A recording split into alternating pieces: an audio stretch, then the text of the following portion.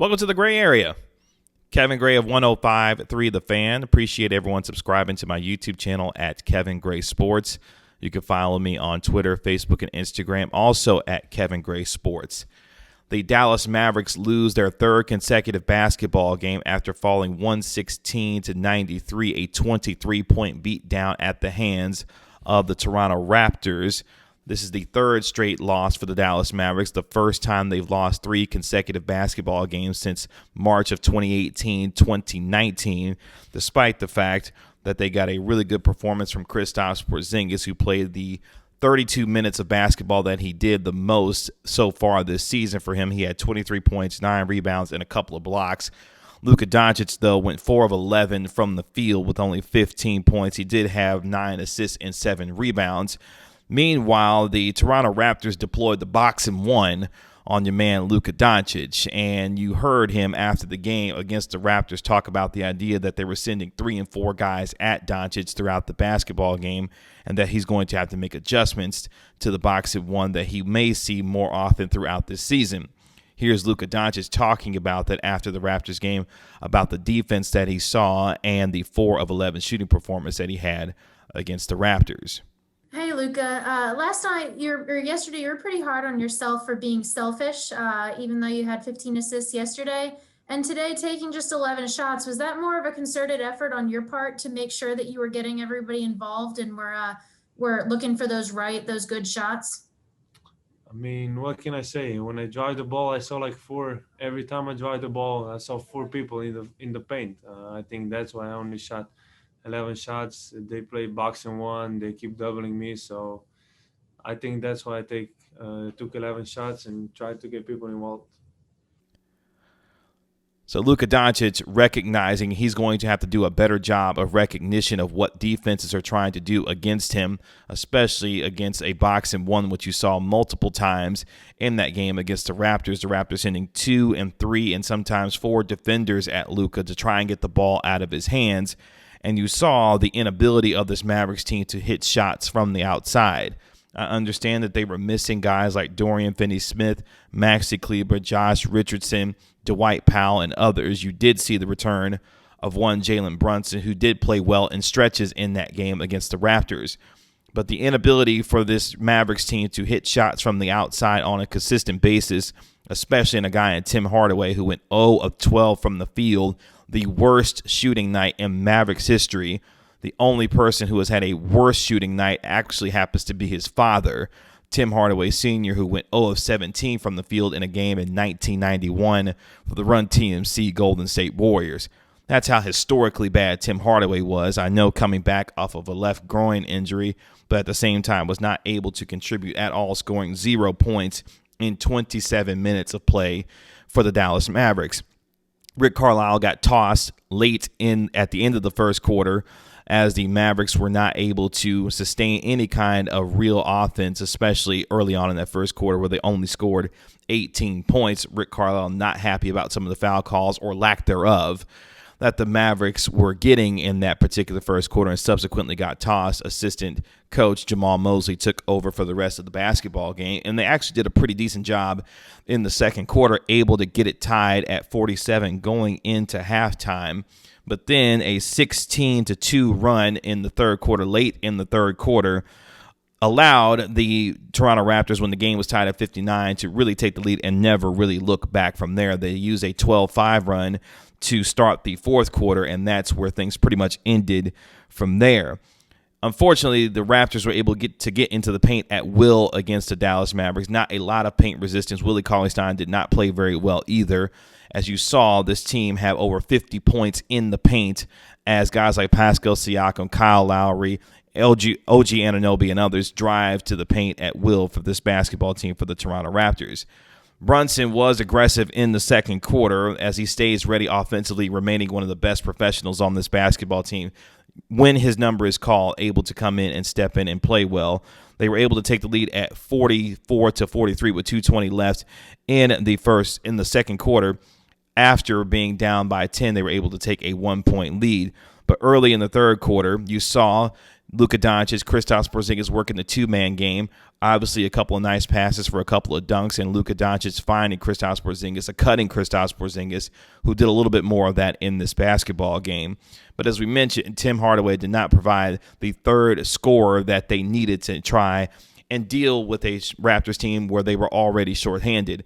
Obviously, this is a team that needs its players back in Dorian Finney-Smith, Josh Richardson, and Maxi Kleber, one of the most versatile defenders in all of the NBA. And you saw what has happened to this team. Rick Carlisle talking after the game last night about how this is such a difficult week for them as they go through a stretch of 9 games in 12 days. Here's Rick Carlisle talking about that afterwards as far as the game was concerned. Rick, was it maybe a bright spot? It seemed like Kristaps was a lot more active, really at both ends of the court tonight. Yeah, he's doing better and better. I think he's feeling better. This is the second night of a back-to-back, and he had 23 and 9. Those are good numbers. Played some at the 4, played some at the 5. So just got to keep building on it. And again, this is a murderous week, very, very difficult. But he really wanted to play tonight. The trainers thought it was fine, and I thought he did a great job. So Rick Carlisle understanding this is a difficult stretch of basketball that they are in after not only dealing with the scheduling problems that they have right now, but also the amount of players that are missing due to the health and safety protocols that the NBA has put into place. And a team that is still trying to figure its way out with respect to dealing with the amount of losses that they've had as far as their personnel is concerned. A team that's still 7th in defensive rating, so defensively still playing okay.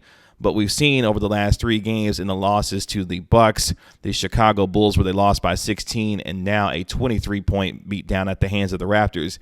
This team is severely shorthanded, and you were thinking after Luka Doncic got his 29th career triple-double, a 35, 15, and 15 type triple-double against the Chicago Bulls, you saw all the work that he had to do to try and keep that team in that game from losing by 30. And we've talked about this with respect to Luka Doncic and what teams are going to try and do against him from a defensive standpoint to try and make things difficult for him. You saw the box and 1, the running of 2 and 3 defenders at him to make other shooters make the Raptors pay for doubling and tripling Luka, and they were simply not able to do that. James Johnson did play okay in this basketball game, but at the same time, the shooters were not making shots. As you saw, the Mavericks went shooting only 38% from the field, 25% from the three-point line, going 9 of 36 from the field.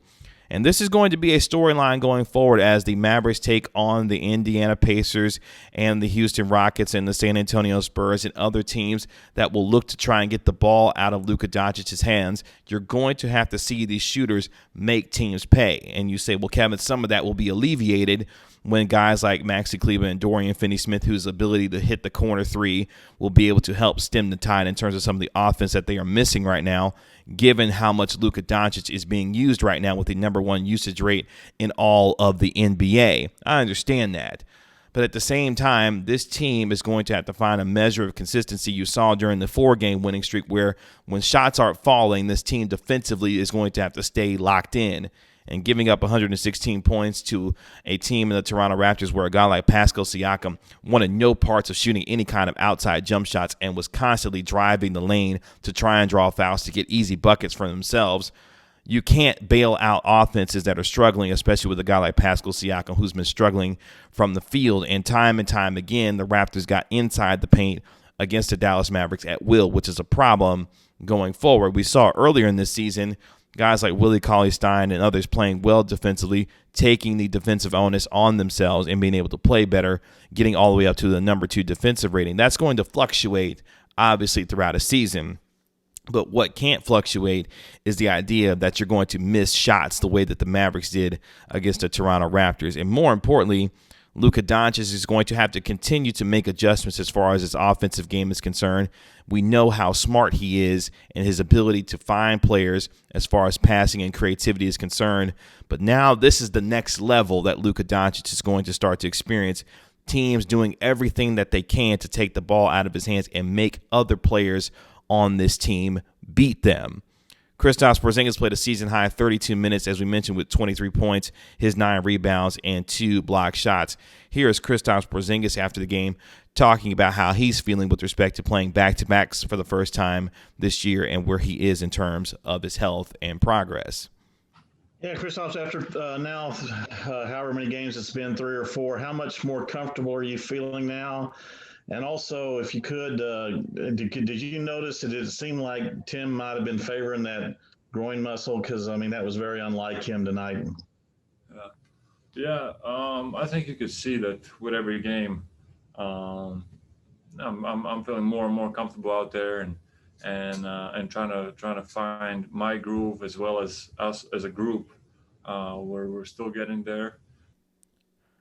So Kristaps Porzingis getting himself into rhythm, as we mentioned, playing a season-high 32 minutes and continuing to find his legs under him as he continues to evolve his offensive game. You saw multiple shot-making abilities from Kristaps in this game, hitting shots off the glass, hitting the ball from the three-point line, also a little bit of dribble drive and cutting. So Kristaps Porzingis rounding into form with respect to the totality of his game. But as the Mavericks get ready to take on the Indiana Pacers, subsequently after that, the San Antonio Spurs and the Houston Rockets, they're going to have to make some serious adjustments with respect to this offense, especially with Luka Doncic facing the amount of double and triple teams that he's going to start to see throughout the rest of this year, especially if the Mavericks are not going to hit shots consistently from the outside. And some of this, again, will be alleviated with the returns of Josh Richardson, Maxi Kleber, and Dorian Finney-Smith with their ability to stretch the ball and shoot the ball from the outside. But right now, it is tough sledding for a Mavericks team that has dealt with adversity from the health and safety protocols with COVID-19, while also being inconsistent in shooting the ball from the three-point line, and now find themselves losing 3 straight basketball games. The Dallas Mavericks will take on the Indiana Pacers, then take on the San Antonio Spurs before returning home to take on the new-look Houston Rockets, and a guy in Victor Oladipo who is starting to find himself fairly comfortable in a Houston Rockets uniform, having a 30-point game recently for the Houston Rockets. But the Dallas Mavericks fall 116-93, their 3rd straight loss, as they head to Indiana to take on the Indiana Pacers. You can find me on Twitter, Facebook, and Instagram at Kevin Gray Sports. Be sure to subscribe to my YouTube channel, also right here at Kevin Gray Sports. We'll talk to you later. Peace.